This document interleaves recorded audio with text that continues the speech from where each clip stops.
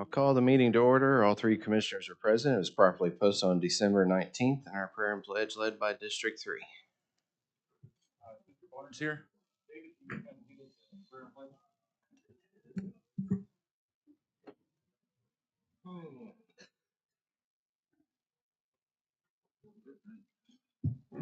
Let's pray. Father God, we're again thankful for the many opportunities that you give us to serve others. Lord, I pray for those who will be making determinations and decisions today, Lord, that you would just guide their hearts and guide their minds, Lord, and that, Lord, would be peaceable and that we would look to you for our guidance. We thank you for this season, Lord, and the most incredible gift of all is salvation through your Son, Jesus Christ, and we praise you and thank you for that. Be with us today. Help us to look to you and to think highly of others. In Jesus' name, amen. I pledge allegiance to the flag of the United States of America and to the republic for which it stands, one nation, under God, indivisible, with liberty and justice for all. Thank you, Mr. Barnes. Is there a Thank you, sir. motion to approve the minutes of December 11th? Motion to approve minutes. Second. All in favor, say aye. Aye. Aye. Is there a motion to approve the claims? Motion to approve claims. Second. All in favor, say aye. Aye. Aye. We have the opening of the bids.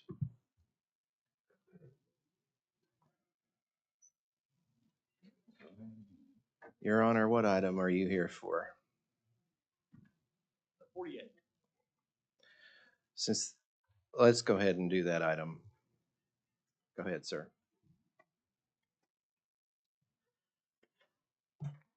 All right, well, good morning, everyone. Item 48 has to do with the moving of some new monitors that were installed in the courthouse. Those were installed by Ford Audio. The cost of those were funded by the Oklahoma County Bar Association.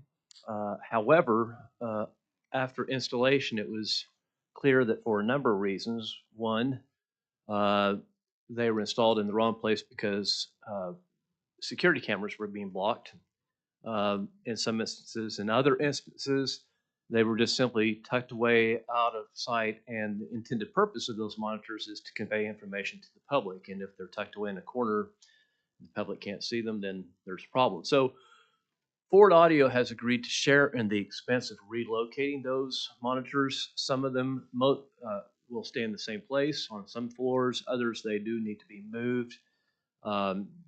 Captain Based and myself and some others, along with Ford Audio, went through the courthouse and looked at each individual monitor to determine where they need to be relocated so as not to interfere with security cameras or other problems.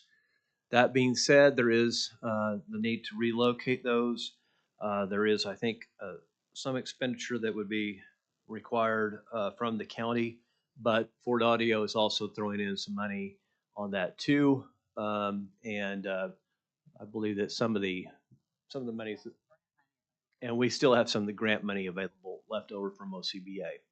So the net amount of this is not a large amount, but there is some that would be required from the county. I'm happy to answer any question, and I think that Keith may have the actual number in terms of what that dollar figure is. I don't. Chris is right here behind you. I think he's got maybe a comment. Morning, commissioners. I have the prints that I'll show you, but our part of it will be mostly labor, materials, and things like that. Like the judge said, there's monies left over for the donations, and Ford's going to kick in. So it will mostly be time and materials for us. And I have the prints showing where the where the monitors are and where they'll be moved to. And I think the materials are mainly additional wiring.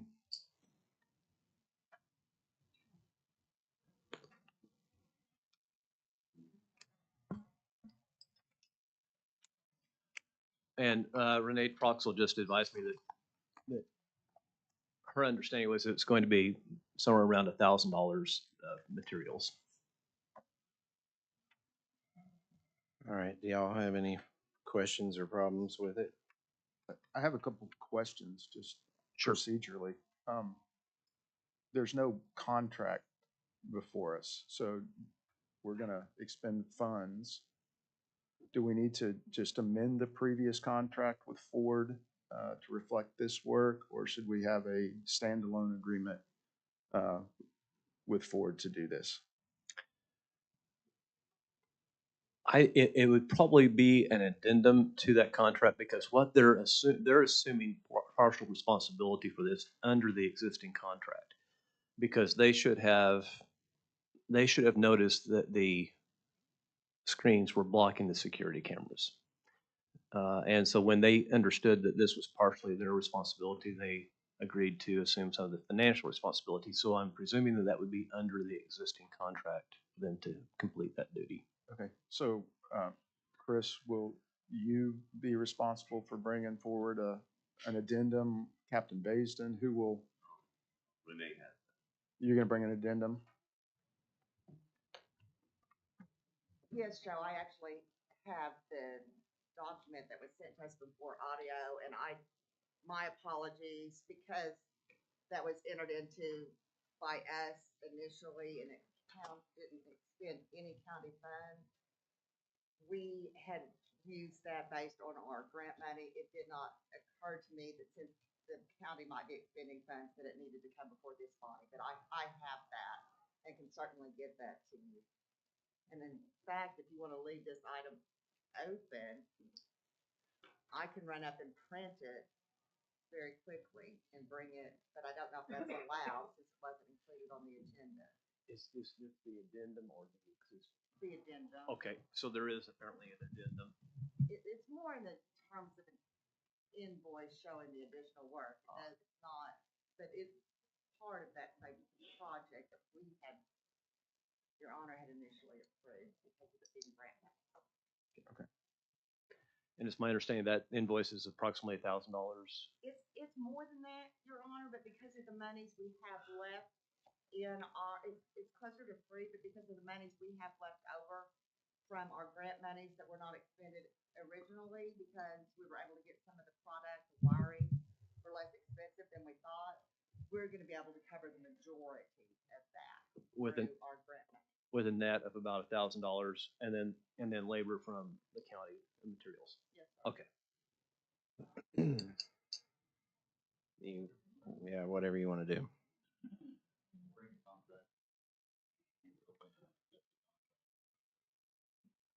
With the addendum. And do it pending the encumbrance of funds. Yeah. Yep. So Renee, if you want to run up there and grab that, we'll leave this open. And then we'll accept the contract and then the addendum, and pending the encumbrance of funds, we'll approve the contract. All right, thank you. Thank you, Renee. Thank you, Judge. Thank you very much. Thank you all for your time this morning and allowing me to. Early. Thank you. Thank you. And if you want to just jump down to 49, we can go ahead and get our employee back to work. We have an employee of the month. Karen, you want to do that presentation now?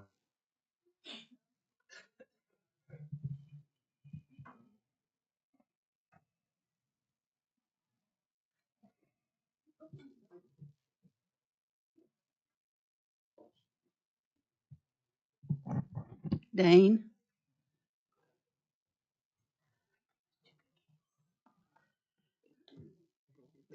It's time to recognize our December Employee of the Month.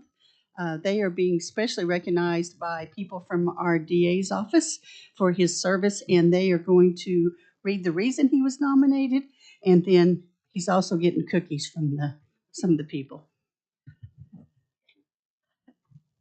Commissioners, I took it upon myself because Austin went above and beyond helping me with the discovery production that was due. I had over 17,000 emails I had to review. I was doing it on a weekend.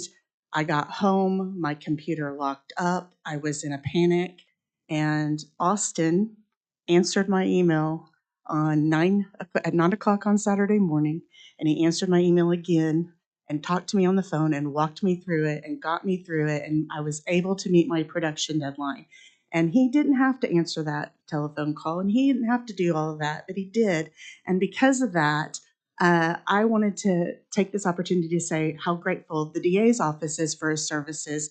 He always comes and answers the call and does an excellent job of explaining the technical aspects to somebody like me who is very technologically challenged. And when he did all this, I told him I would bake him cookies, and I never baked for anybody, but I baked them for Austin. You're So there. Very nice. Okay, is there a motion? So move. All in favor, say aye. Aye.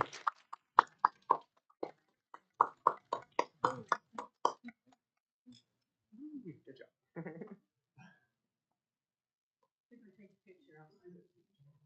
You got it. Would you send it to me? Thank you.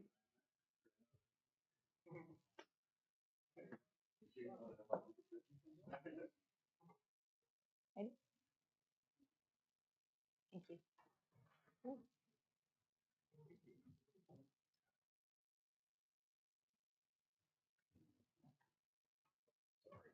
There we go.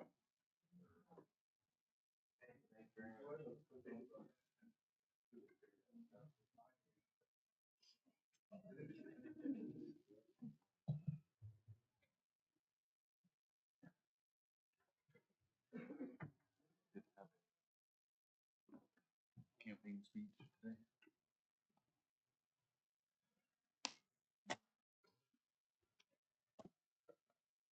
And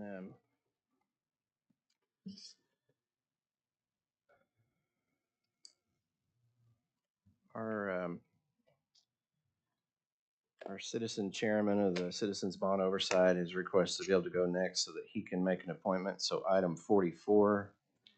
And I know that we have a number of people here to speak on that, but Mr. Chairman, if you'd like to kick us off, then we'll go to their comments. Thank you. Good morning. My name is Steve Mason. I'm chairman of the Citizens Bond Oversight Advisory Board. At our November meeting, we received and would like to recommend to the Board of County Commissioners they approve an approximate $44 million guaranteed maximum price contract with Flinto Construction for the construction of the Behavioral Care Center. And I would implore the city of Oklahoma City, the county commissioners, and the public that we need to build this. And we all have neighbors, we all have friends who have mental health issues. And this is important to improve the mental health of this county. I'm here to answer your questions. No questions. Questions? Thank you for your time. Yes. Mayor Eason.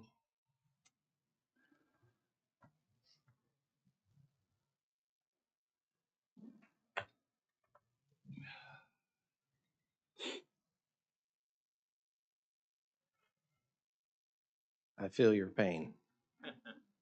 Hey, this boot is in style this month. That's right. Yeah, all right. Thank you, commissioners. I'd like to speak on this behavioral health thing. That's not really open to the public, is it? That's just open for people that are incarcerated, people that are being held. It'll be a lockdown facility. So it doesn't really benefit the general public in that someone that has mental health issues, someone living on the street that hasn't committed any crimes, won't have access to this facility. Is that correct? It's only for incarcerated. Yes.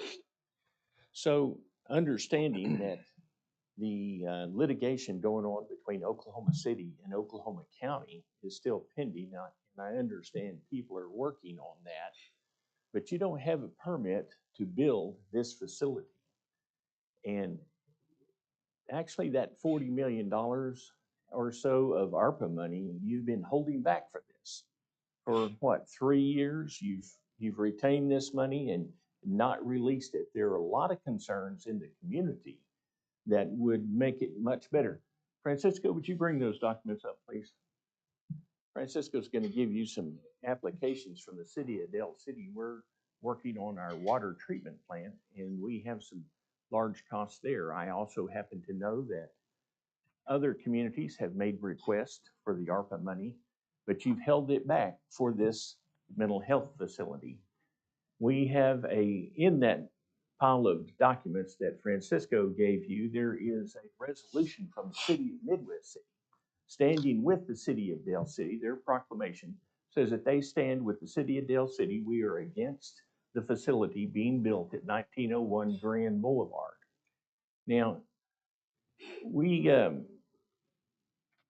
we see so many other uses that could be, this money could be applied to that would actually affect each community in District 1, District 2, and District 3.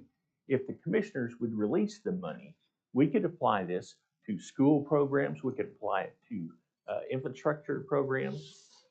There's a lot of good that could go from this money. As it stands, if you continue to hold this money for the jail or the mental health facility, it's a lockdown facility, I understand, so it's questionable how different that is from the jail. It's not open to the public to use. If you continue to hold that money and the time goes by, when you lose that, you're losing the opportunity for Dell City to revitalize their water plant. You're losing the opportunity for Midwest City to instigate all the programs and all the facility upgrades that could be accomplished with this $40 million. I'm asking the commissioners, don't waste this money holding it back for a facility that you can't even afford to build. If you sign the contract and commit the county to the money, you're signing a contract that is going to add to the taxes of every property owner in Oklahoma County. My best advice to a colleague of mine is sell your property in Oklahoma County and go to Cleveland County or some other county. The mismanagement of the funds, the mishandling of the whole jail thing has put you in this timeline crunch where you have to perform or lose the money. I say distribute the money among the community where it can be put to good use, where it won't be wasted on the building that the county doesn't have the money to run anyway. The county can't run its existing programs. We're not even going to talk about fatalities in the county jail, but you can't even administer the current jail you have. And that's not the facilities problem. That's not the buildings problem. That's a staffing problem. So quit wasting this money. You're going to hold this money back until it's going to go away. The federal government's going to call the deadline and we're going to lose it when it could do so much good in Midwest City, Dell City, Choctaw, Hera. All these communities could use this money and it's just going to sit and be squandered, racing the clock, trying to get something pushed through, because I'll guarantee there's going to be more lawsuits coming. This isn't going to just smoothly pass and go down the road. We're going to fight this. We're still fighting this. We're not going to stop fighting this. And I'm here to tell you that Dale City, and with Midwest City standing with us, we're completely against this construction contract. You're going to bankrupt the Oklahoma County over this particular parcel of land. What you've done, you've gone out and bought land and made the county pregnant with land like you planned on. Thank you very little. And now you're struggling to use it. Disperse the money amongst the community where it can be put into effective use. That's what it was designed for. And let the communities work on the mental health issues. Joe, I don't think I've ever met you, but you're sitting in District 1 chair. Oh, we've met Have we? Yes, sir. I'm at sorry. our community roundtables when we've come to visit with you about assisting you with your infrastructure needs. So yes, we've met. I'm sorry, I've not attended. That's one. okay. I'm horrible with names and faces as well. So, but Yeah. yes, we've met, sir. So I question how well you represent District 1. Do you live in District 1? Sir, I do not live in District 1. However, I've represented or worked for District 1 for 19 years. As a staff And person? in a number of, as chief deputy for, let me see, 17 of those years, I've been the chief deputy. So throughout my time, we have worked with our communities, Midwest City, Dell City. We've done a number of projects with your city. I don't remember ever voting for you. So I question how you represent District 1 when nobody voted for you. You were appointed. Yes, I was appointed via the statutory mechanism that the legislature put in place. Thank you. I am just like the recently appointed city council person at Oklahoma City. There was a vacancy created there when Councilwoman Nice was elected to the Senate. And in that, the mechanism there for the representative for Ward 7 was that the councilors appointed that person. Continue to represent and work with Dell City to improve your roads and streets where we've done in the past. Again, I say I've never met you, and I've never talked to you about what's good for the city of Dale City or the city of Midwest City. And I would just like a time to sit down and visit with you and express some of our concerns. But I don't know how you can vote representing people that you haven't talked to. And Mayor, I'm we done with- recently. I'm done. I'm done. Well, We're let done. me, you said we haven't met. And sir, we were recently in your community and met with your city manager, and you weren't present at the meeting, and you were invited.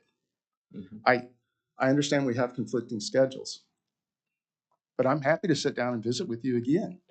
Well, again, I don't know how you can represent our community when you haven't spoken to most of the people in the community, but we're going to move on from there. Let's We just met, move we on. met with every jurisdiction that is in Oklahoma City. We met with the representation and the leaders from the village, from Midwest City. I had a great conversation with Midwest City and their leadership. Jones, Forest Park, Nakoma Park, Dell City. The only people that we didn't meet with was the city of Oklahoma City. Mhm. Thank you. And I look forward to meeting you for the first time.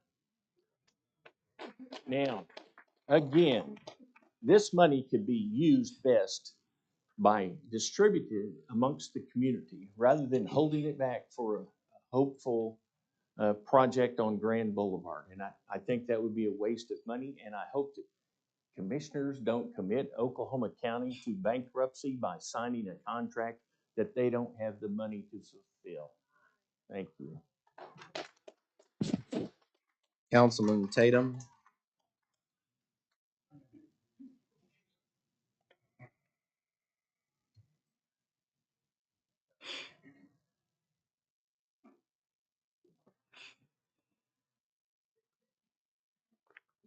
Good morning, gentlemen. Thank you for allowing me to speak today. I'm going to address the sovereignty issue that you're trying to gain to build your property on 1901 East Grand. Earlier this year, Mr. Davidson, you said, and I quote, speaking about sovereignty, "I think it's a basic constitutional structure. The Oklahoma Constitution was set up that way. Ninth grade civics, federal, state, county, municipality. We all learned it, and that's where we're at." However, Commissioner Davidson, you are quite mistaken in your ninth grade civics lesson. Article 17, Section 2 of the Oklahoma State Constitution, which is the statute that creates the 3 county commissioners, also creates municipal officers, such as councilmen in Oklahoma City and myself, but is silent concerning sovereignty of one over the other. Article 18, Section 1 states that a city, a municipal corporation, is created by the state legislature and makes no mention of sovereignty or subservience to any county. Article 18, Section 3A states that a city's charter becomes, quote, "the organic law of such city and supersedes any existing charter and all amendments thereof," and is also silent on the matters of sovereignty. Oklahoma state law simply does not support your assertions. Let's look back in time to February 8th, 1988, when the then Board of Oklahoma County Commissioners filed an application for a special permit with the Oklahoma City Planning Commission and the Oklahoma City Council to build their jail at 201 North Chartel. The county commissioners at that time knew they were not sovereign and rightfully sought approval through the Oklahoma City Planning Commission and the Oklahoma City Council.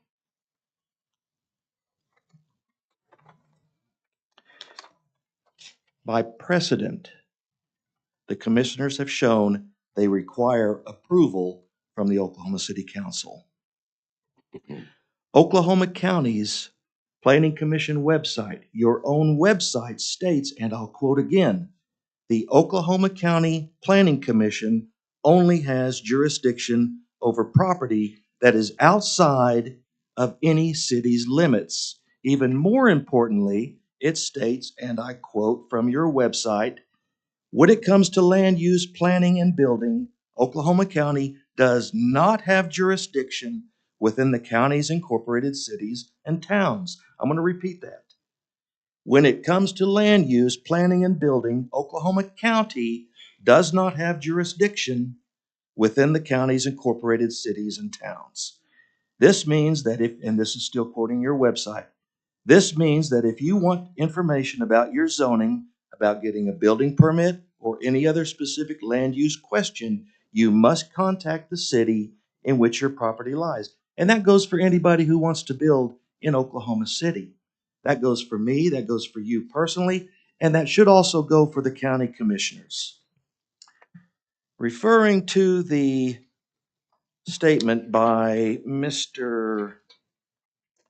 Thomas R. Schneider, Deputy General Counsel with the Attorney General's Office, which is not an opinion of the Attorney General, an official opinion. It's not even a personal opinion of the Attorney General. It's the opinion of Mr. Schneider. He says, on reviewing the Oklahoma Constitution and Title 19 of the Oklahoma statutes, I could not locate any authority where the legislature expressly intended to immunize counties from municipal zoning ordinance or place them in a superior position to municipalities.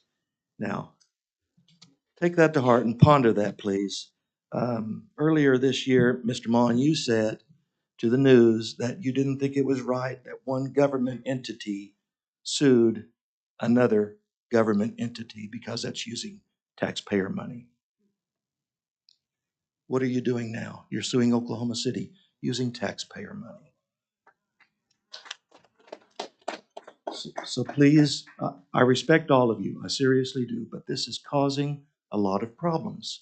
I get constituents, 3 or 4 a week, that come to me and say, Councilman Tatum, we're going to move out of Del City if that jail is built there. Okay, they don't want it. I'm sorry to say, but the 2 of you, and I assume the 3 of you now, are becoming architects of chaos in Del City. We don't want that jail there, please. This is an opportunity to review it. We'll find another place. Please don't build a thing in Del City. I've come to you many times and asked that. So please just consider that. Thank you for your time. Robert Kuhn.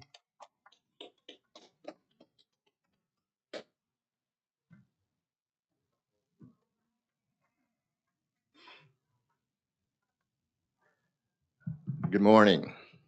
I have to look to see who my new commissioner is there. You represent me. And now you say that you don't even live in that area where you supposedly represent. That doesn't fly with me. I want to express to you my congratulations to the Oklahoma City Council, who was not intimidated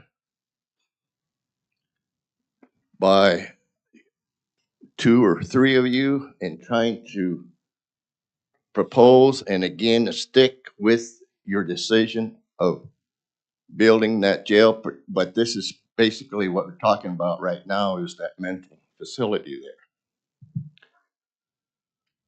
there. I don't know how many times that we have been up here telling you how we feel. You're not listening to us, but you're set on that agenda from the very beginning. You have.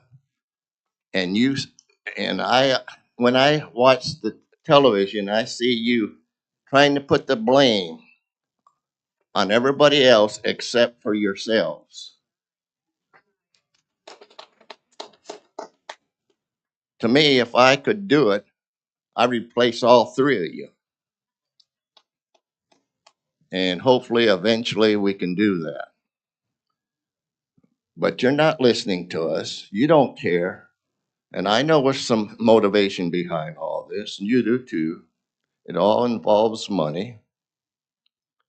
But don't pick on us.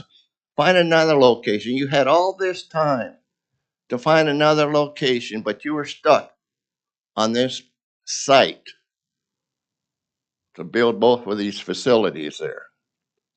Again, we don't want the damn jail there or any other facility that goes with it. And I'll be up here continuously to voice my opinion to that. Do the right thing. Thank you. Mark Falk.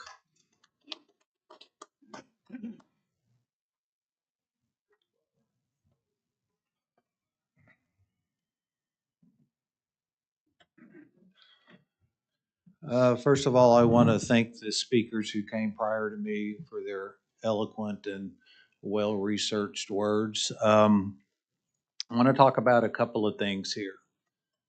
Number one is that you all don't seem to even be on the same page. Miles keeps saying, no, we're not going to lose that money. You're saying we're about to lose that money. It's clear that you don't have a plan. And we're in a situation now where, and we've been People's Council for Justice Reform saying this for 2.5 to 3 years, you don't have the money even to build a jail. That jail will run 600 to 700 million. The bond was 260 million. I was told that reason for that is that that's what we can sell to the people. You're conning us. You're conning us. You have violated the trust of your own constituents. You need to back up in this process and don't make these rushes to judgment and roll the dice on these long shot deals, trying to shove them down the throats of the people of Oklahoma County, when the reality of it is you don't have the money to build a jail. You don't have the money to run that jail if you had the money to build it.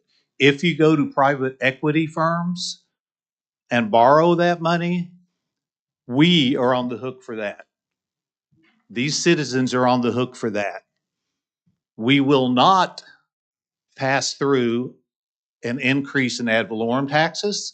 We will not allow you to put through a sales tax. There is a simple way for you to do this, and you should have been doing this 2 years ago. You should have been doing it all along from the day that the jail trust took over and immediately did this con job of hiring a firm who builds private prisons to give you advice on whether they should build a prison.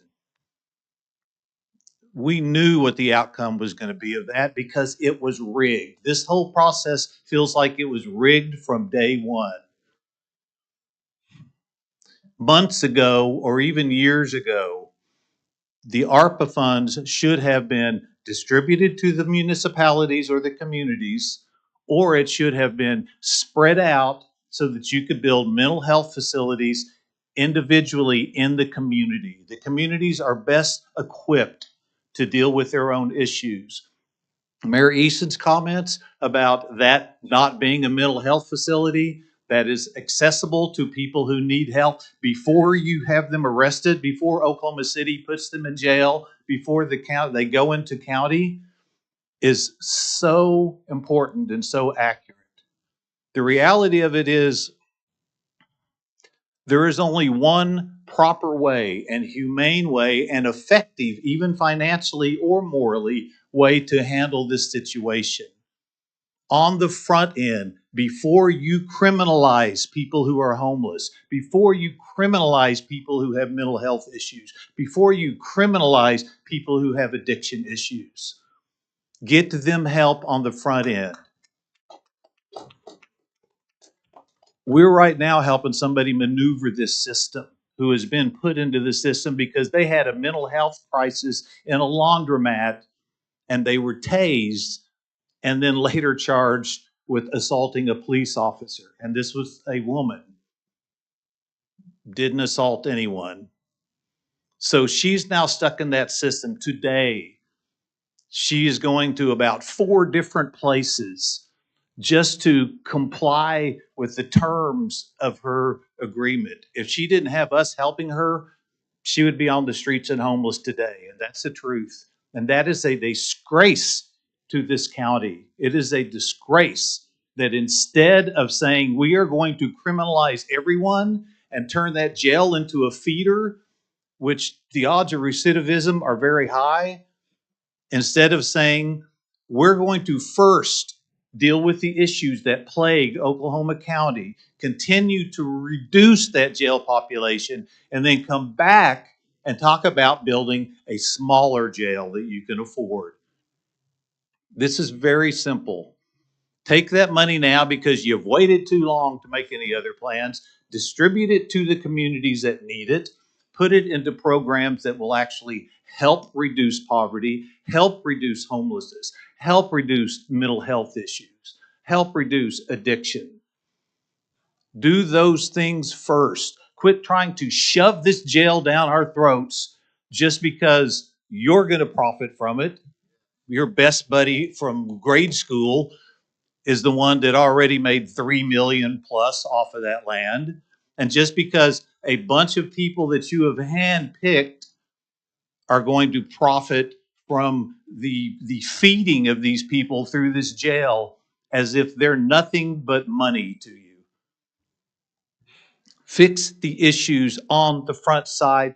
Quit playing games with the people of Oklahoma County. Councilwoman Sarah Bana.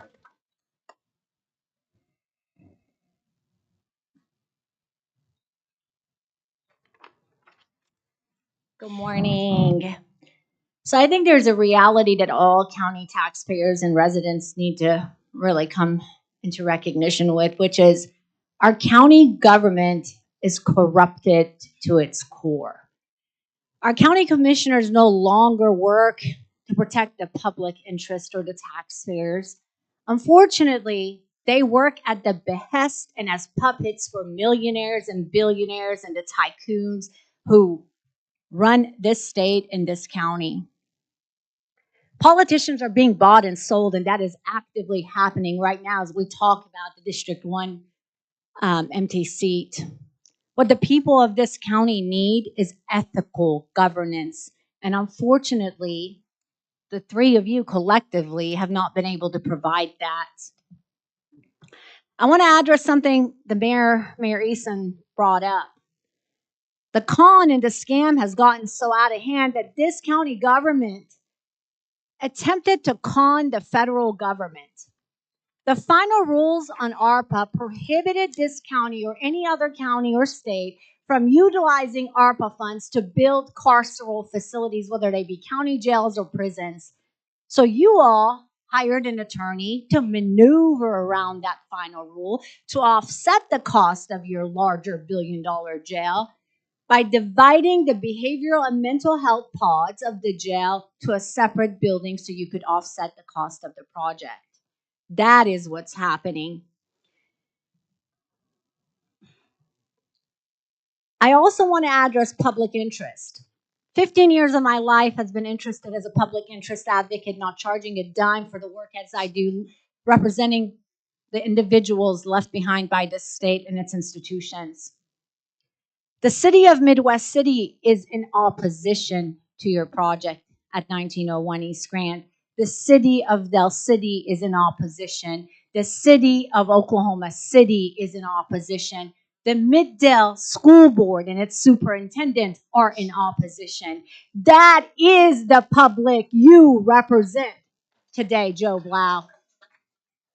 The three of you are not the ones who know what is in the best interest of the public when they are telling you this is not what we want. Be representative and not tyrants. I also want to address the AG op-ed, and I'm very curious to know who utilized and abused their political power and which millionaire and tycoon may be behind the coercion of that op-ed that was put together. Much of the premises in that letter was inaccurate. For example, it left behind the many other community sites and schools that would be impacted by this jail going to, in 1901. There was an assumption made that somehow the building is killing people when we know after 6 failed health department reports, a DOJ investigation, and an NIC report, that what is killing people is the systemic pattern of neglect, the failure to oversight jail by the trust which you put together that is killing people, and the official corruption that is ongoing that is resulting in the preventable deaths at that facility. The third thing I want to address is this deal with private equity. This is not good for the taxpayers of this county. The rates are high. The entities you're talking about are crooked as they can be. Just do a Google search on them. And I wonder how you are signing up the taxpayers to repay high interest loans to build a jail most don't want. Joe Blau, Mr. Blau, Chief Deputy Blau, I'm still waiting for a response to my email that I sent you approximately 2.5 weeks ago. It was forwarded to you by Sakina. I followed up again this week waiting for a response. And I want to remind you, I am a council person in the city of Midwest City. I am a taxpayer and resident of your district, and I'm a candidate for District 1. So if I can't get a response from you, I wonder who else can. But I do question whether or not this may be retaliatory behavior, because a few weeks ago I stood up here and challenged whether it was ethical for you to be making some of the decisions you're making given the fact that you're unelected. And if it is retaliation, that is an unhealthy culture and precedent to set. So I'd like you to clean that culture up.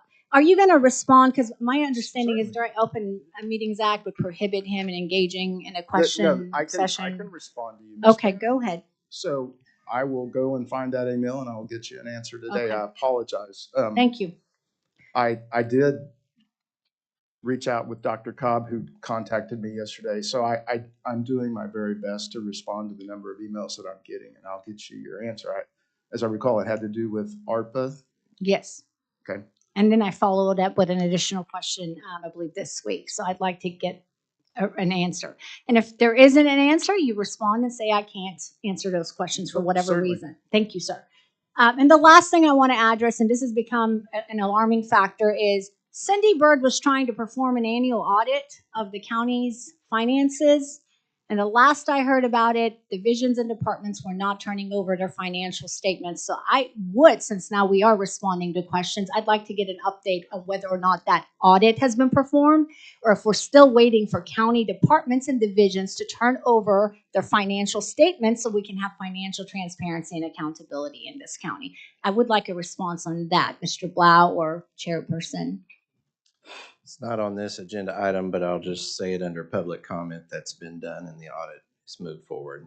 Okay, and do we have a result of that report available? You can get with the clerk's Okay, office. thank you.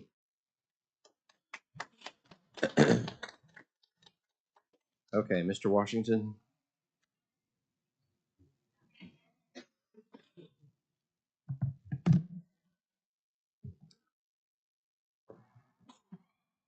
My esteemed, illustrious guest who are using my taxpayer dollars to even assemble here today. It is a privilege for me to stand here and express my righteous indignation with the intent of this body to disregard the wishes of those who put you in office, that this mental health facility / jail not be selected in their community. Right now, today, there's an ongoing litigation between yourselves and your brothers in the city of Oklahoma City. I say brother because you're all city government facilities. Let me, if I can, and not take much longer, just express my concerns about this overall thing. We live in a state of Oklahoma. There are plenty of places and ideas and counties that you can even put this jail in. But it just so has to be Dale City, and I wonder why. I'm not going to say maybe what it might be, because I don't know. I'm not there. I'm not in your heads. I don't know who's behind it or what. But let me say this. The residents there does not want this jail there, and for good reason. Number one, it's going to bring down the housing rights. It's going to create crime. There's no question in their cities. Look what's going on in downtown right now. It's going to create a more strenuous vagabonds. People who are taken from Oklahoma County, Oklahoma down here, taking the county jail out there is going to have a problem getting back, and therefore what now happens? Now the homelessness begins to occupy the parks, the offices, the buildings, the businesses. Okay, we have to look at that. And it has to be something. Not much longer. And let me understand one thing. The dispute, if it's not ended shortly, is not only going to cost $40 million that you're holding back, but the taxpayers eventually going to be out of more than $250 million before this is all over, because we know about the appeal. And guess what? The Attorney General did state that he feels that you're going to win. We know that. I mean, it's called the sovereignty issue. And like the gentleman spoke earlier, there's nothing in the Constitution that recognizes the sovereignty in that regard. But again, we'll just have to let that go. Let bygones be bygones. In closing, I myself will fight for the constitutional and civil rights of all citizens, because every man, according to the Constitution of the United States and / Oklahoma Constitution, has a right to life, liberty, and pursuit of happiness, and not for some personal vendettas or personal wishes to disregard the property ownerships. Can we think about that? Let us all think in one time what people need. Right now, Michael, a little bit of Congo. He was kind of twisted it out a little bit. Let me say, y'all, Mr. Mon, it's great. You've done a great job. And like I said, some questions of you.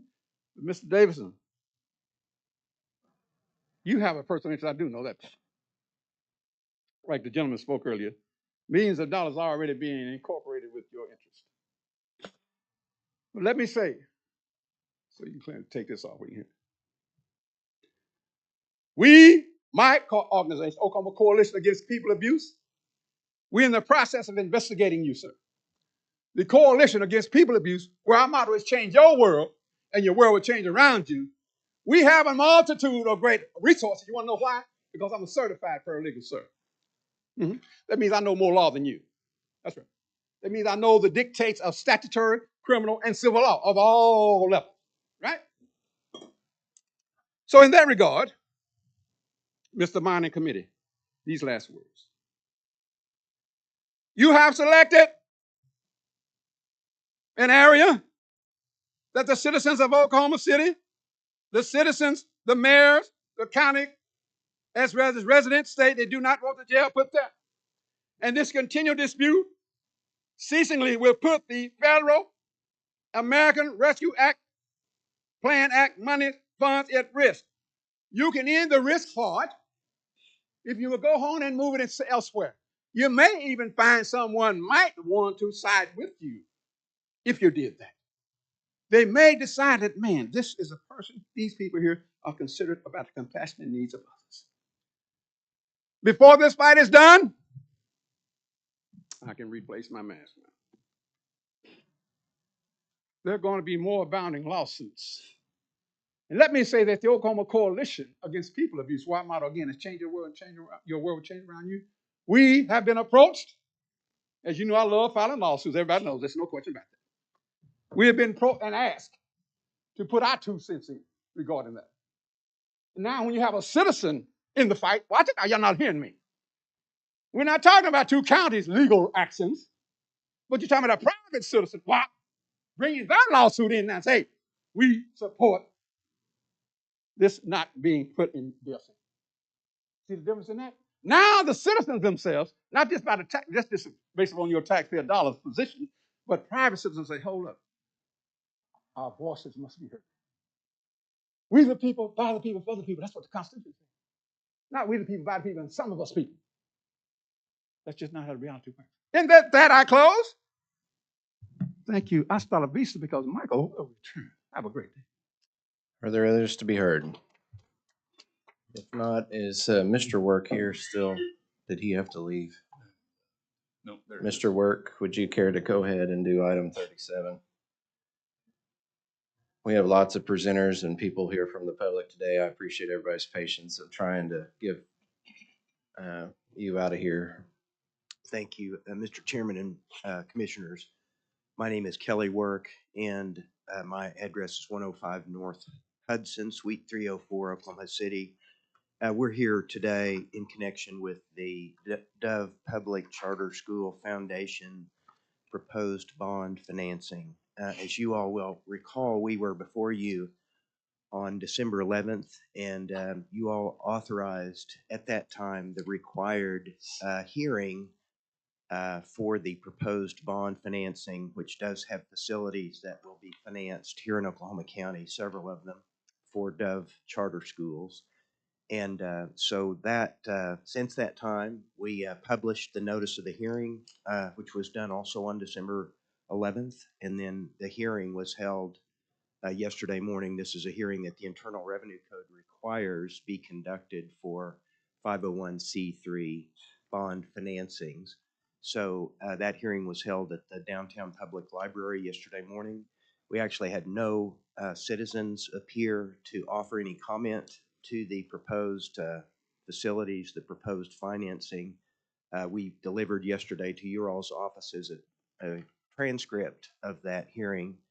We also received people in the notice of hearing. People are also invited to send written comments regarding the proposed financing, and we've received no written comments either.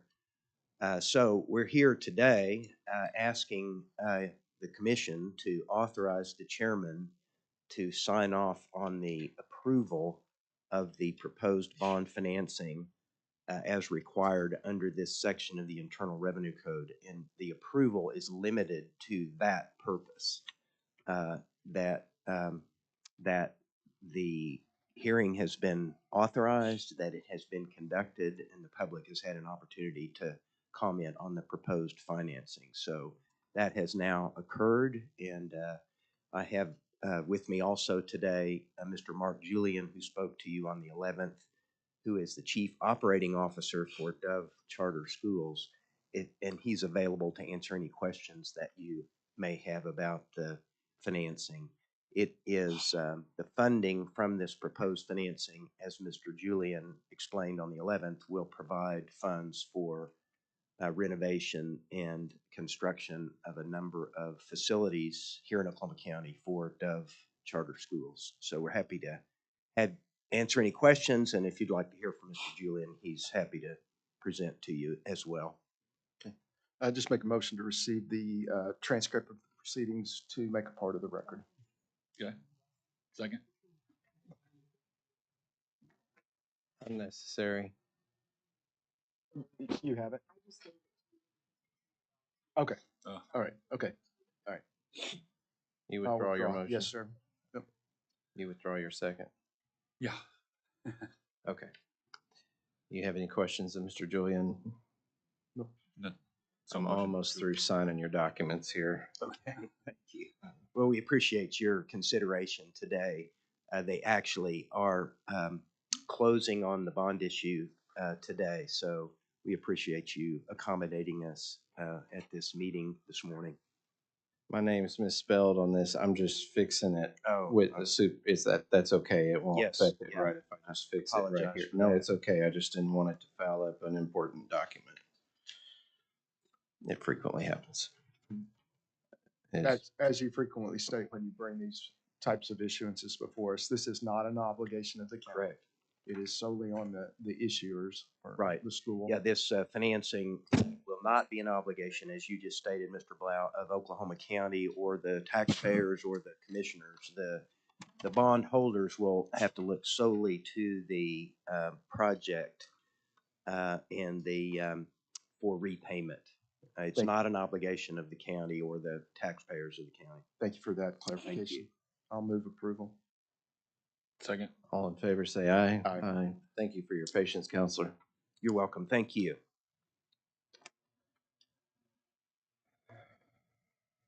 This is one of those that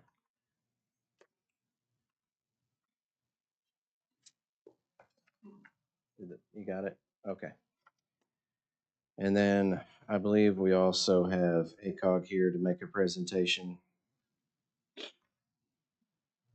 Come on. I'm looking. 50. Yes, I would like to introduce John Harrington with the Association of Central Oklahoma Governments. He's taken time out of his day-to-day to provide us some information in regards to the Garber-Wellington.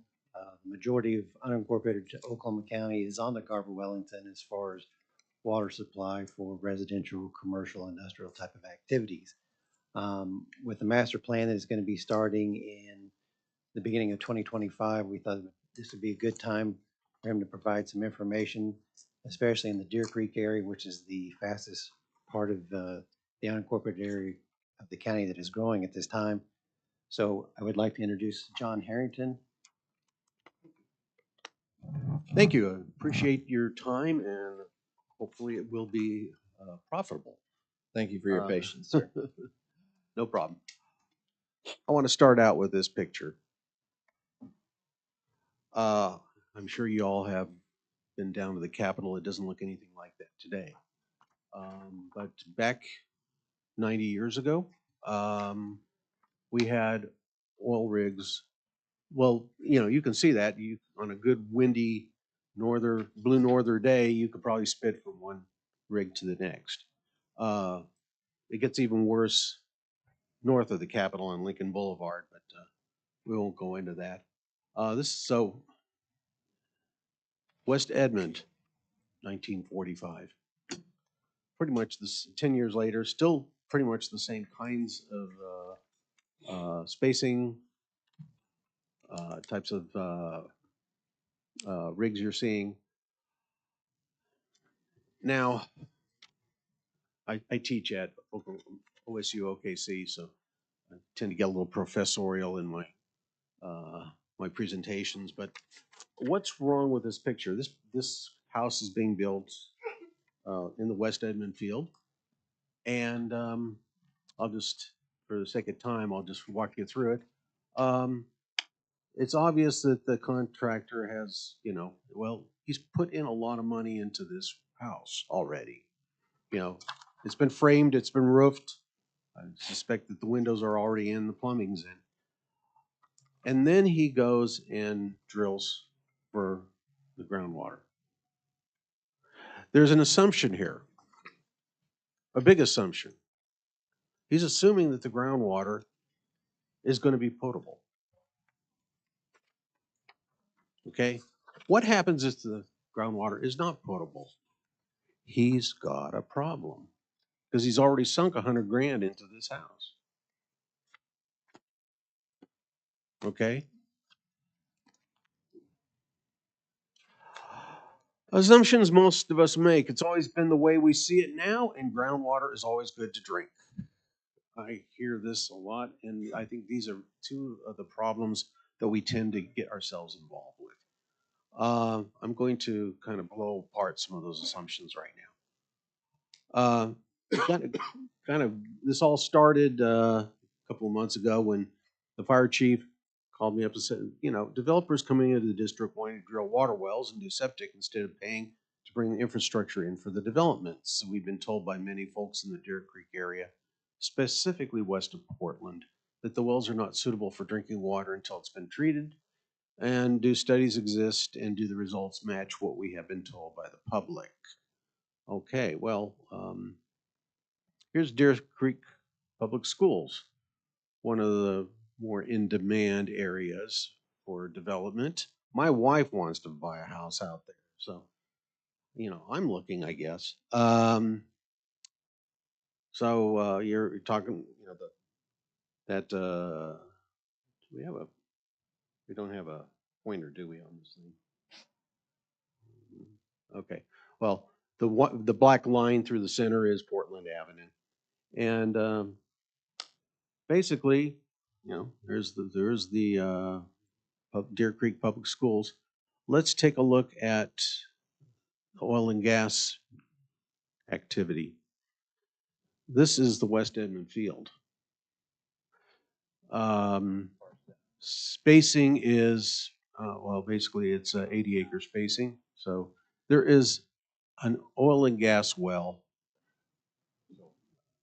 Basically, there's a hole in the ground from Portland to basically the county line, and from a 4-mile swath on either side. And there's a hole in the ground basically every 1,320 feet going down 1 mile. And these wells, most of them were drilled back in the 1940s and the 50s. I can only see about 2 square miles in there that doesn't have an oil and gas well in there. Just for fun, West Edmond Field, you can read read about this in the Encyclopedia of Oklahoma History and Culture. But, this started in 1940s. 1943 was the first spud date, the discovery well. And by 1945, it was producing, basically 1.5 million barrels. It literally exploded overnight. Of course, also the historical perspective again, there was a war going on, okay? They had to develop this, and they were developing it quick. I often also wonder what the casing was made out of, because all the good metal was going to Tinker to build B-29s. I've always thought that, the casing here was made out of old tin cans, just thinking. So anyway, now I get this comment occasionally. That's so long ago, it can't affect me now. And the ground, or maybe the more sophisticated things, the groundwater system has flushed out all the contaminants by now. This is the West Edmond field. Notice the trees. You'll notice that on the right you have two very nice pine trees that seem to be growing very well.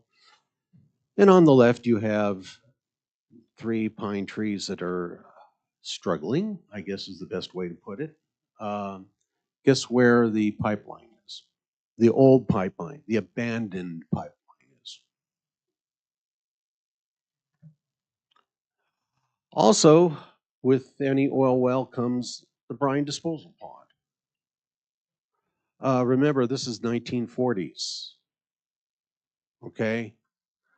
Maybe this was a line pond, and then maybe it wasn't. This is a geophysical survey. We can actually basically image the ground, take pictures of it using the electrical resistivity method. I don't want to get involved in that because that's an hour lecture in and of itself. But the nice yellow blob there is an old brine pond. This method really works well because salt water tends to conduct electricity a lot better than fresh water does. So the blue is the fresh water, the yellow is the brine pond, and as you can see, these old brine ponds, which we don't see today, are still very much alive and living underground. So now, the assumptions most of us make, the oil and gas industry is highly regulated and must follow strict environmental standards, and these old wells were plugged accordingly. I like to take you back once again. I like history, so I like to get historical perspectives. During the 1930s, Oklahoma City field was being developed, and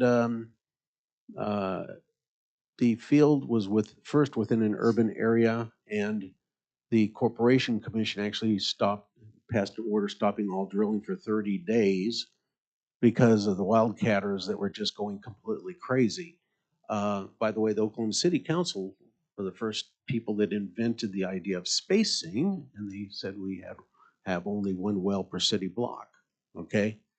That didn't fly very well with wildcatters, and basically the governor actually had to declare martial law twice.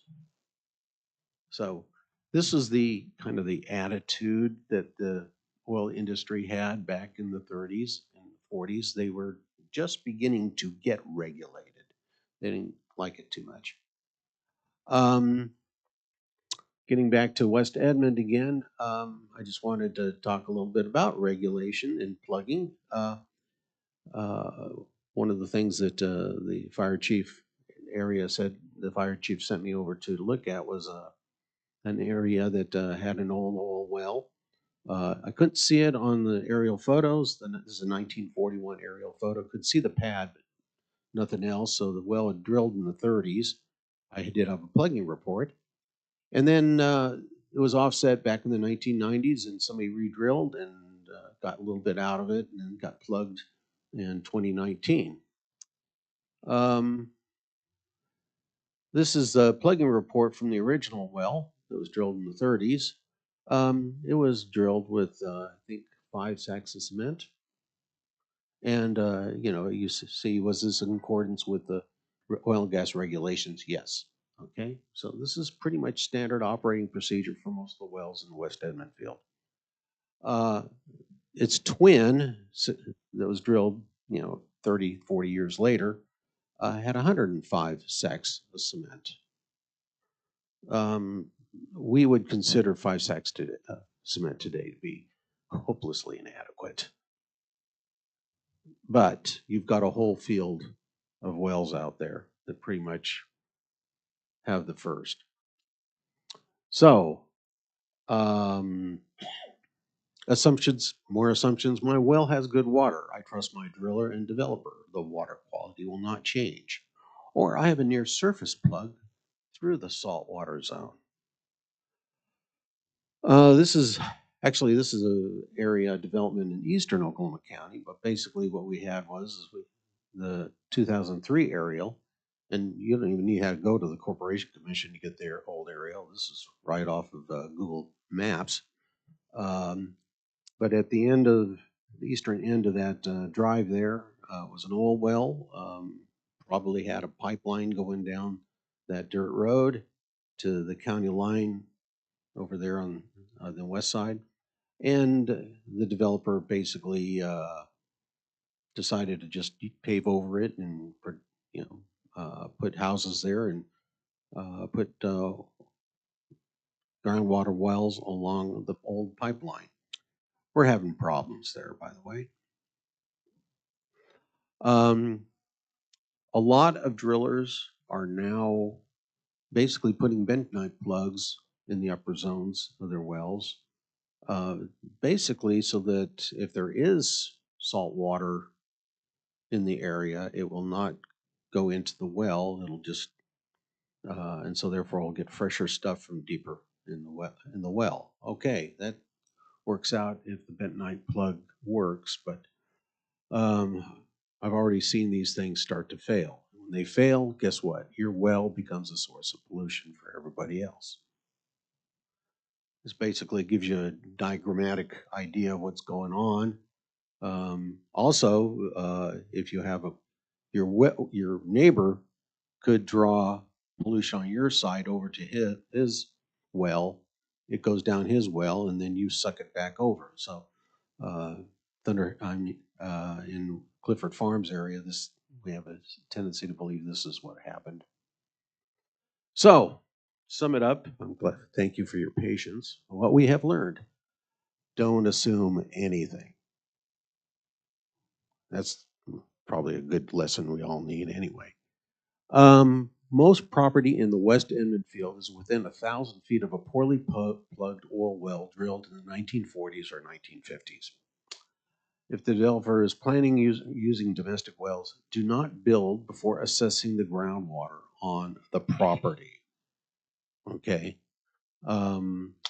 Check old aerial photos. Doesn't take that long. Okay. Corporation Commission has a website that you can see aerial photos from the 1940s, 1950s. You get an idea of what's going on out there. And a lot of it ain't pretty. Okay. Check the old plugging reports if there's an old well nearby. See how they plugged it. Okay. That'll also tell you how ugly things can be. Sample the groundwater. Before you invest, $1 in construction, get yourself a drilling rig out there. Go, drill a few domestic wells that you're planning on doing anyway. Get them tested. Or do a geophysical resistivity survey. I can set you up with that. That's not a problem. When in doubt, use rural or municipal systems. So I'm kind of here today basically saying you're going to be getting a lot of development over in that part of the world. Talk to the developers, say, hold on here. Before you, start hammering away, you need to be looking at, don't do that first slide or that third picture there where you're drilling after you've invested so much money in the project. Okay, questions? So just real quick, what can we do to help in the Deer Creek, West Edmonds? I say in the process of approving plats, you go, hey, have you tested the groundwater yet? That right there, that question alone is gonna probably raise some, well, probably the answer will be no, and you're gonna be able, this is basically education type time right here.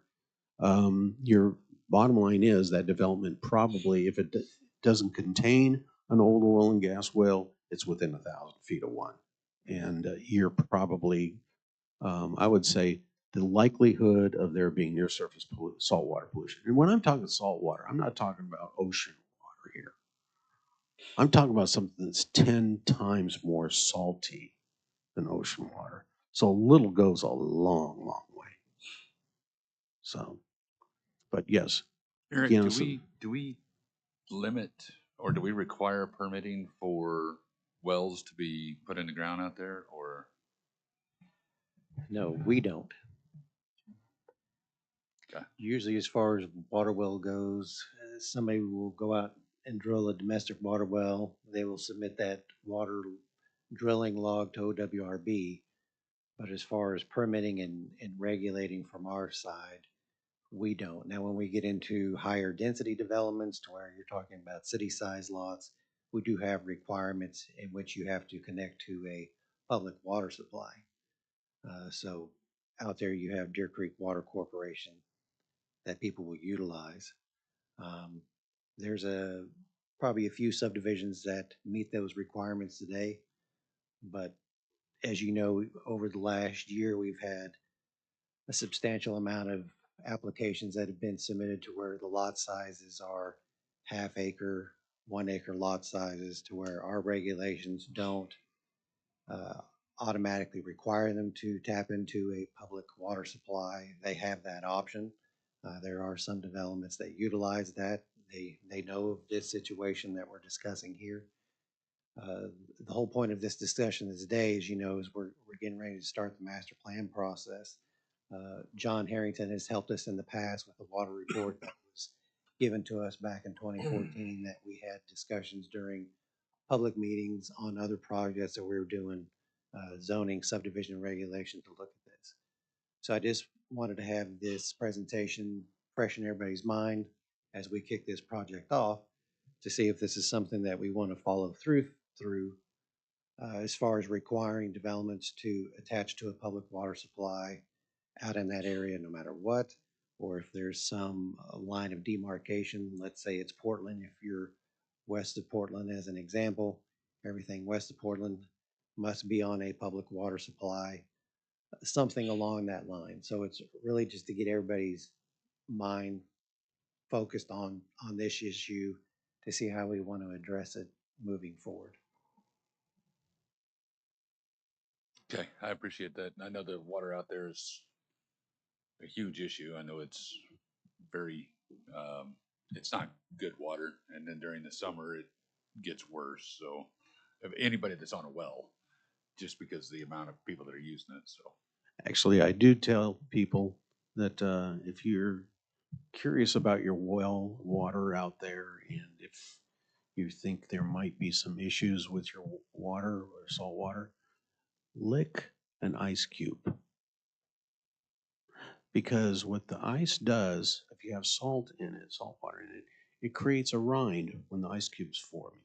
And when you lick the ice cube, you can taste salt. If you can taste salt, you need to do something. okay. Thank you for your presentation. Is there a motion to receive it? So, second. All in favor say aye. Aye. Aye. Are there other presenters here? Okay. Chantel, you want to go ahead? We'll resume the normal order of the agenda. Central purchasing was bid. Good morning, Commissioners. This would be item 3. To open the bids for bottled water and hydrating sports drink CW 25006. We have received 3 bids.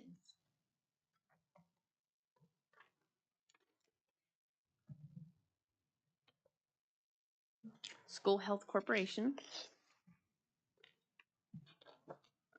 Eureka Water,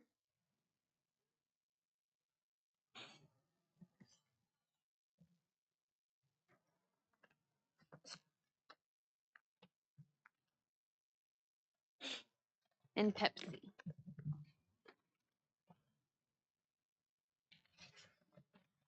And that concludes the opening.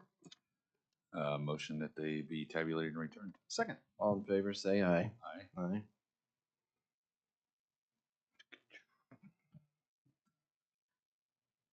The next few items are recommendations for award for recent bids that we opened. Item 4 is P25930-06 for message boards for traffic control for our District 3 office. 3 bids were received, and we are recommending award to the low bid Advanced Work Zone Services. Motion to receive the recommendation. Second. All in favor, say aye. Aye. Aye. The next item for item 5 is P25930-04, a high-pressure sewer jet. 2 bids were received from Powerline Industries and River City Hydraulics. I'm recommending award to the low bid Powerline Industries for $95,270. Motion to receive the recommendation. Second. All in favor, say aye. Aye. And our next item is routine. This is for printing of voter ballots for our election board, CW 25075. Historically, we received 1 bid, which we did again from Royal Printing Company, and their rates were very reasonable and same as they usually are. Recommending award to Royal Printing Company. Motion to receive recommendation. Second. All in favor, say aye. Aye. Final award is for highway materials and supplies and services. This is a 6-month bid, CW 25025-2.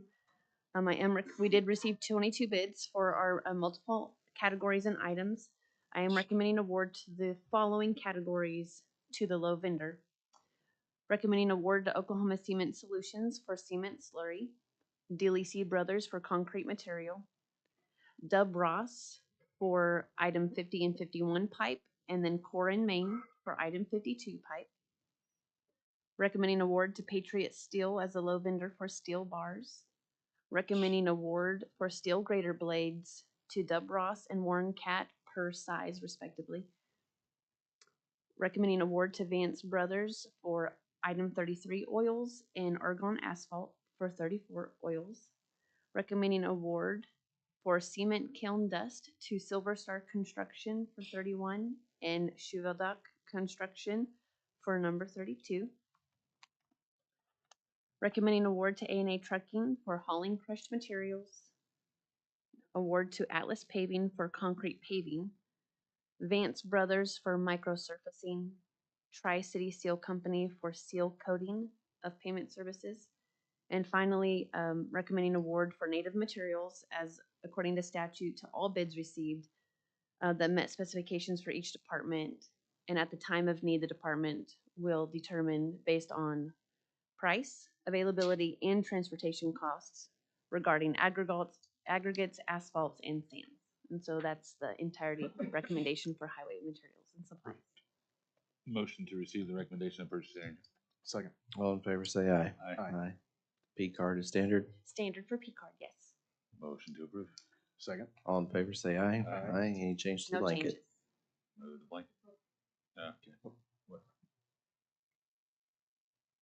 Okay, that's item 8. Yeah, okay, yes, on item 8. Okay, item 9. Motion to approve blanket. Second. All in favor, say aye. Aye.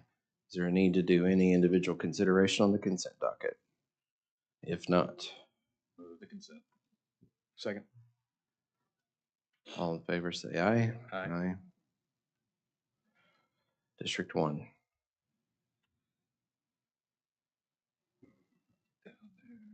Okay, Commissioners, this is an agreement with the Oklahoma City Public Schools. You might remember that we had previously entered into an agreement to assist them at their construction site of the new Bell Aisle. We were doing some clearing there. They've come back and asked for some additional assistance, and this agreement will do that, and it's a construction road. So unless you have questions, I'll move approval there. Second. All in favor, say aye. Aye.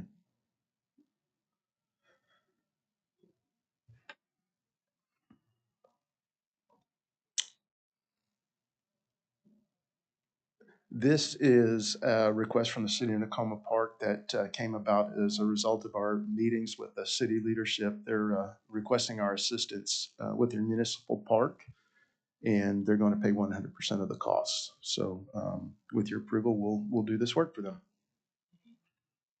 Move approval. All in favor, say aye. Aye. Aye. Jessica, Good morning, Commissioners. Number 40 is a memorandum of understanding between the Oklahoma County Benefits and Retirement Department and the Board of County Commissioners regarding obligation of ARPA funds, Project 10113, which is the benefits and COVID medication claims projections through an interagency memorandum of understanding. We're requesting a reduction of $900,000, leaving the amount not to exceed $1,328,473.76. These funds will be evenly distributed between each of the 3 county commissioner offices for allocations to other projects. questions? Motion to approve. Second. All in favor, say aye. Aye. Thank you. Number 41 is the discussion and possible action to amend the PBA subrecipient agreement. The addendum is attached, but I will explain as to what that is. The memorandum is between the Board of County Commissioners and the Oklahoma County Public Buildings Authority. This is also on the agenda for the Public Buildings Authority meeting, but it is a companion item because it is ARPA funding. We are requesting the amount of the PBA agreement to be increased by $423,296.07, which will increase the existing contract from $15,389,601.75 to the increase of $15,812,897.82. Excuse me. The amount is to be provided to the county subrecipient for the Emergency Operations Center and is associated with emergency radio needs. Motion to approve. Second. All in favor, say aye. Aye. District 3. Thank you, Jessica.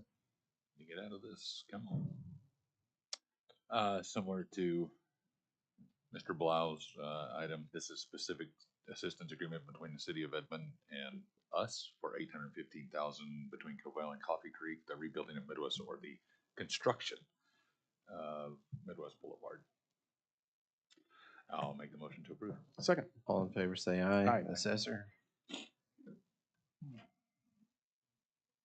This is just memorializing an expansion scope of work with a certain company, and it helps us process our homestead exemption applications more efficiently, and it's at no additional cost to the county.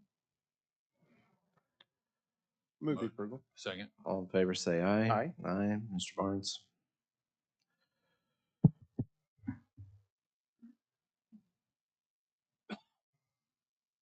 This is a routine annual agreement between us and ReadyOp for the mass notification system that we utilize here at Oklahoma County. Motion to approve. Second. All in favor, say aye. Aye. Aye. Thank you for your patience for that. Facilities. Seeing nobody here, just amendment to the lease agreement at Leadership Square for the district attorney's office. Motion to approve. Second. All in favor, say aye. Aye. Aye. And this is also another one on the fourth floor. Great. Motion to approve. Second. All in favor, say aye. Aye. Aye. Now we're back to item 48. Thank you for your patience, Renee. Thank you, Commissioners. I have been able to go retrieve the original contract with Ford Audio as well as the addendum.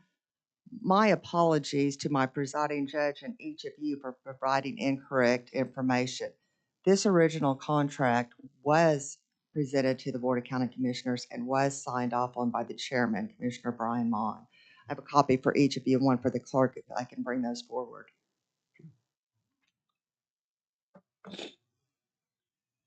Thank you. Bless you. Thank you. Thanks, Renee. I'm Thank you, ma'am. developing pneumonia up here. Yes, it's freezing. So again, my apologies for the misinformation. It's been a minute since we had that original contract. Um, what is the top document is what is being called a change order. I think Presiding Judge Ogden and Commissioner Bond were talking in terms of an addendum, but this outlines the additional cost, which is $3,884.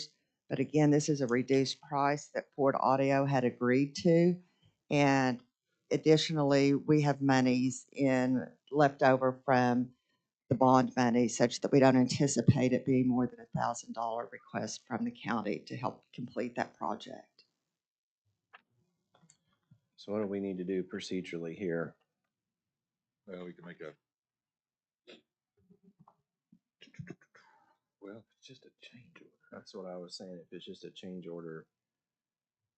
And I'm assuming, We just bring back a change order at a later time with an encumbrance, yeah, don't you think? I think that would probably be. that's probably the best So way to do maybe it. no action today, but bring something back at our next meeting.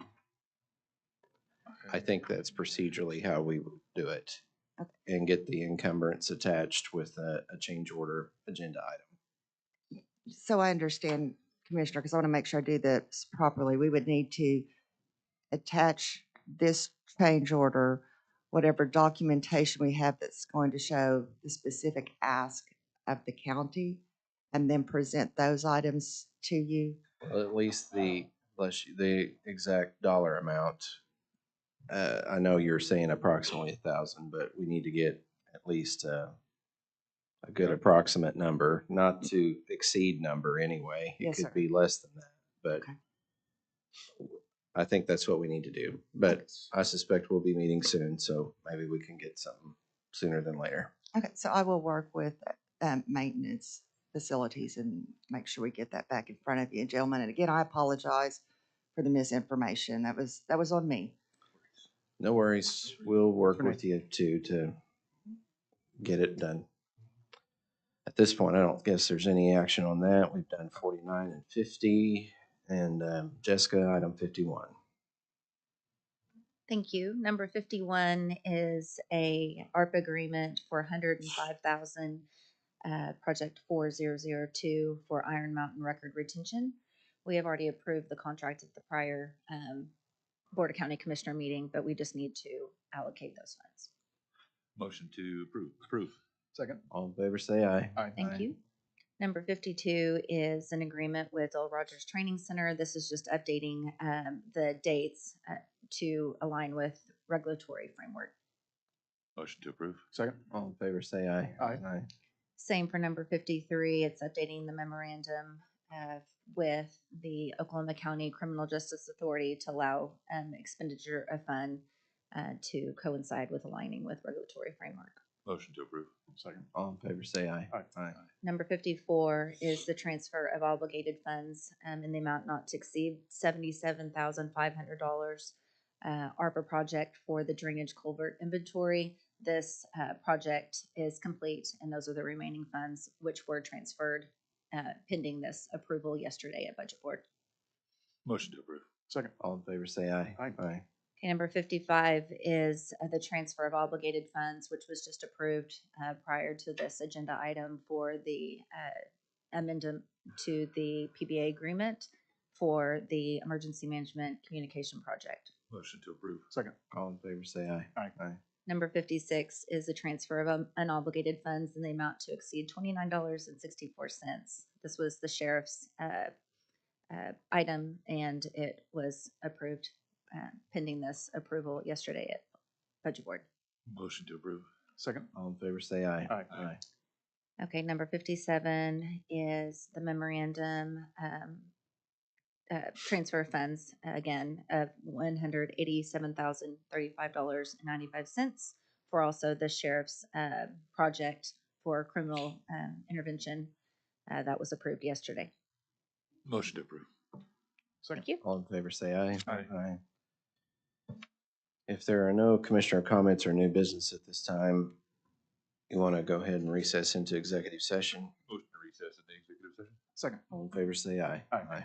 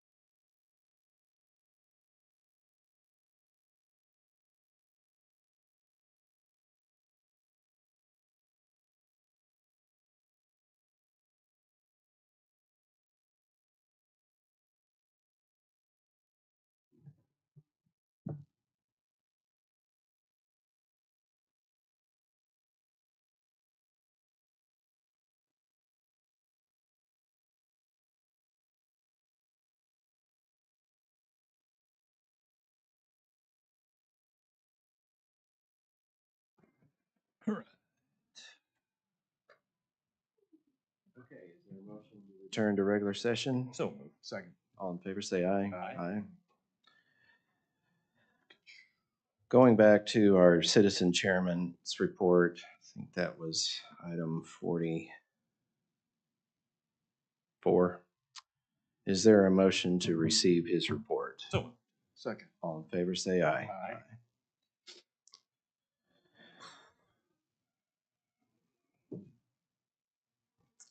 Okay.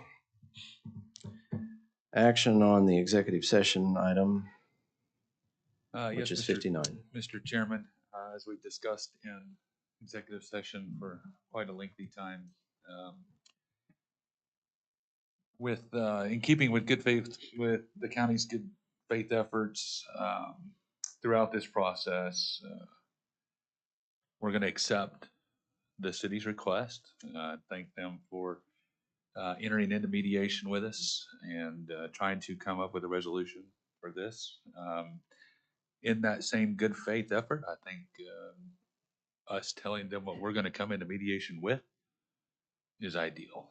And it's for everybody to know that the county has currently spent 21 million on the current site through engineering and through everything else, and that we cannot enter into mediation on a different site. We will enter into it as long as that a different site is not discussed. Two, mediation is contingent with the city coming to the table with full settlement authority, so that any settlement agreement reached that day will be binding upon signature. We're doing the same. We're about to authorize the individual that will be doing that for the county. The third is the county wants the city just to adopt their special permit as recommended by the Planning Commission to the extent allowed by law. Fourth, let's see, we already did a consideration. And the county is going into mediation with the intent to build a bus stop on site if they will agree to operate and manage that bus site. Lastly, we've expended the DA's time, effort, and money, and we're asking that the city come in and pay our litigation costs. That's a nominal, typical thing asked for inside of trials. So that would be my motion to mediate on those items, as well as to select a chair or a person to represent the county. You have any comments? Nope. As for me, I'm interested in going into mediation as the last ditch effort to save the mental health facility. I see this as the only option with the pending New Year's Eve deadline. City Council is expected to meet before the end of the year, so therefore this is possible thanks to their coming together and agreeing to meet in mediation on Christmas Eve, which obviously involves a lot of staff having to give up a lot of the time they otherwise were planning to take off or spend certainly otherwise on that day. So I appreciate everybody's attitude and sacrificial spirit to come forward and see if there's something that can be resolved at this 11th hour. Given that, is there a motion? So moved. I would move that we would authorize the district attorney's office to enter into mediation with the city of Oklahoma City contingent upon those items that Mr. Davidson outlined. Second. Okay, all in favor say aye. Aye. Then I believe there is the matter to appoint who will be the representative for the BOCC to the mediation. Go ahead. Either one of you is great with me. Miles? I'll certainly do it if you guys Available? are good with that. I am available and happy to do it. Okay. Move that we would authorize Mr. Davidson to attend mediation with full settlement authority as discussed in executive session. I think your vote on the previous one Oh, I'm has it sorry, registered. Okay. Okay, say that again, please. Yes, move that we would authorize Mr. Davidson to attend the mediation with our council with the full settlement authority as discussed in executive session. Second. All right, all in favor, say aye. Aye. Any other action on this item? If not, are any citizens to speak? Seeing none, is there a motion to adjourn? So, Second. All in favor, say aye. Aye. We'll go into the PBA. no court.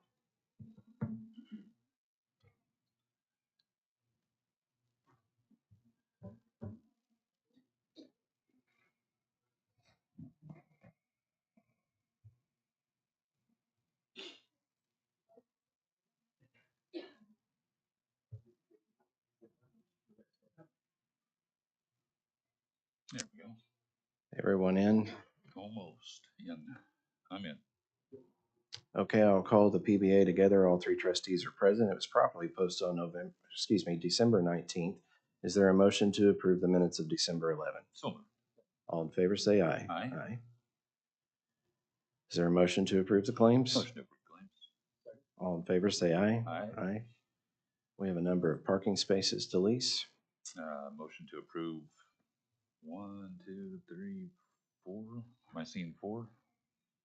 Just motion to approve parking contracts. How about that? All in favor, say aye. Aye. This is the Lingo construction contract for the ICB building. Yes, Investors Capital Building, adjacent building here. The agreement will be a guaranteed maximum price of $14 million. The end date for that contract is July of 2026. And this will let us get started. It's safe. Subject to encumbrance of funds. We're not encumbering any funds today. Okay. Is there a motion? Motion to approve. All in favor, say aye. Aye. 5 is likewise a companion item from the commission agenda. It's a recipient agreement amendment. Motion to approve. All in favor, say aye. Aye. Any citizens to speak before the PBA or board comments or new business? Hearing none, is there a motion to adjourn? So moved. All in favor, say right. Okay. All in favor, say aye. Aye.